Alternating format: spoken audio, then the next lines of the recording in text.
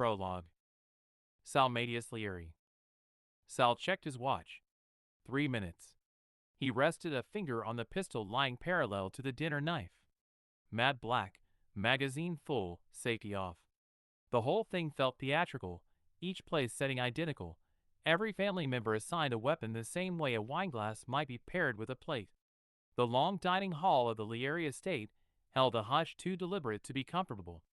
A dozen relatives, cousins, aunts, uncles, flanked the ancient walnut table. Some murmured prayers. Others sat stone-faced, staring at their guns. At the head, grandfather waited, hands folded atop a stack of yellowed manuscripts. A crystal decanter of old scotch stood untouched by his elbow, the embodiment of faith and conviction. Sal leaned back, adjusting in the leather chair. The ache in his joints came from impatience. Across the world, he knew, dynastic families were reenacting the same ritual under different names. The return of magic, the Second Age, the eruption. Whatever the label, every clan followed instructions transcribed eons ago. Sal preferred a simpler name for it all: nonsense. Yet the manuscript refused to be laughed off.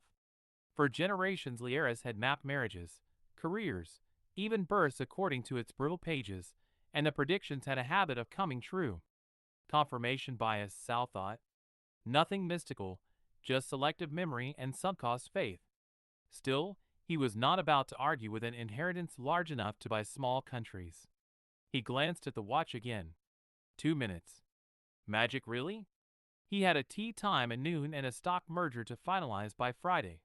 The supernatural could keep its distance. The book, however, insisted today mattered. Grandfather's voice sliced through the soft hum of the room. 2 minutes. No talking. If you feel the change begin, follow protocol.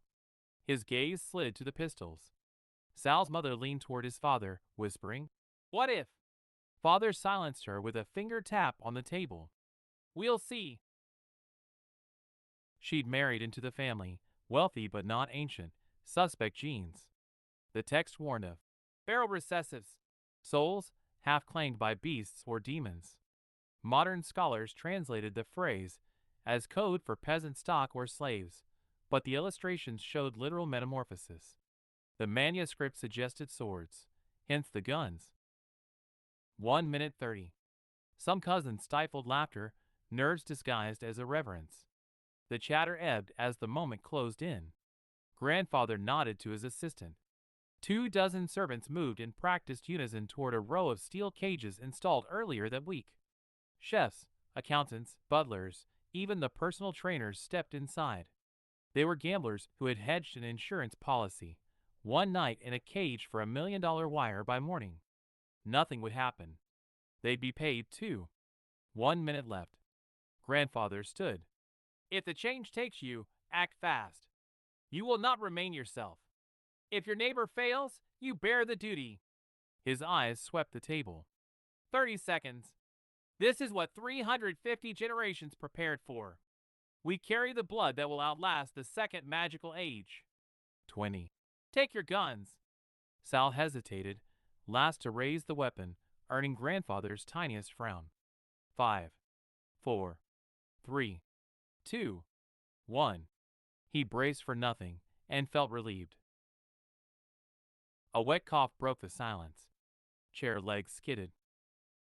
Father's hand convulsed, for blossomed orange and black. Embarrassment flashed in his eyes, then resignation. Clawed fingers lifted the pistol. "Shit!" he muttered, and fired into his own temple. Blood spattered across the otherwise pristine table settings. Mother screamed as her spine lengthened and her skin shed to reveal emerald scales beneath.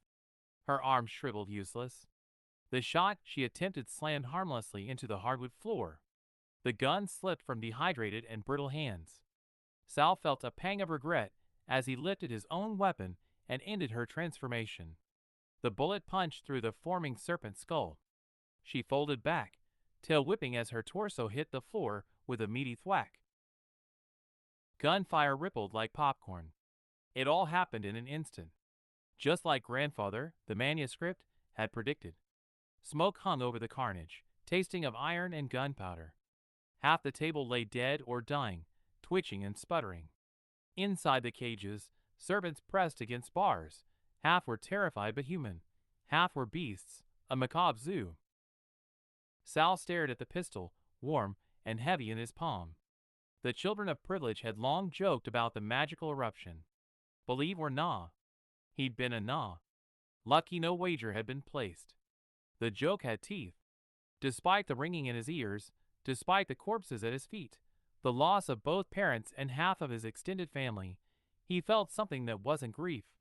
He felt an unexpected clarity spreading through his veins, sharp and electric. Life had just grown wild and magnificent, and he was suddenly very glad to be alive.